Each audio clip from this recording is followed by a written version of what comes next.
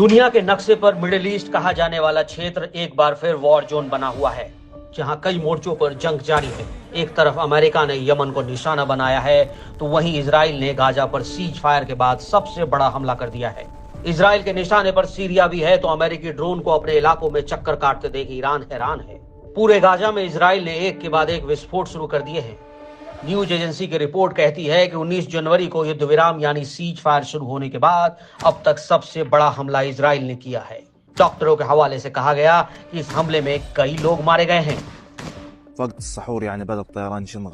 रमजान के समय विमानों ने हम पर हवाई हमले शुरू कर दिए और लोग दहशत और आतंक से घिरे हैं। हम युद्ध विराम की तरफ हैं, लोगों की स्थिति थोड़ी स्थिर हुई है, लेकिन अचानक वो बताते हैं कि युद्ध फिर से शुरू हो गया।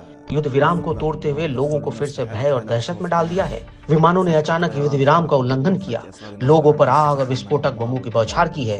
ये पूरी तरह से मानवता के खिलाफ है। जैसा कि आप मेरे पीछे देख सकते हैं, हर तरफ विनाश और तबाही है।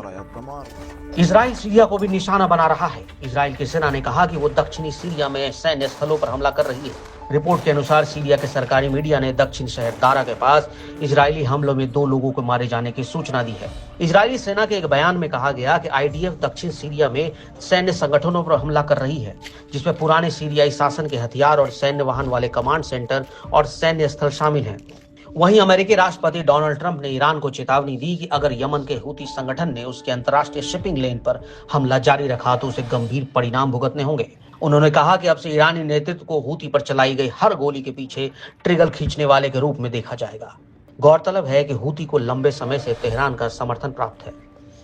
अमेरिका ने हूती के ठिकानों पर हमला शुरू किया, जिसमें 53 लोगों की मौत और 98 लोगों के घायल होने की खबर है। यह अमेरिकी हमले अभी भी जारी हैं। अमेरिका ने लाल सागर के शिपिंग जहाजों पर बार बार हमला करने पर हूतियों के खिलाफ कार्रवाई शुरू की है, जिससे महत्वपूर्ण व्यापार मार्ग पर बड़ा दबाव पड़ा है। हमारा निर्णय स्पष्ट था। हमारा टारगेट केवल इजरायली दुश्मन से थे, लेकिन अब अमेरिका भी प्रतिबंध में शामिल होंगे। अमेरिका ने समुद्र को युद्ध के मैदान में बदला है, जिससे इंटरनेशनल जहाजों के परिवहन में दिक्कतें आएंगी। इसलिए सभी देशों को यह पहचानना चाहिए कि समंदर में कौन खतरा पैदा कर रहा है।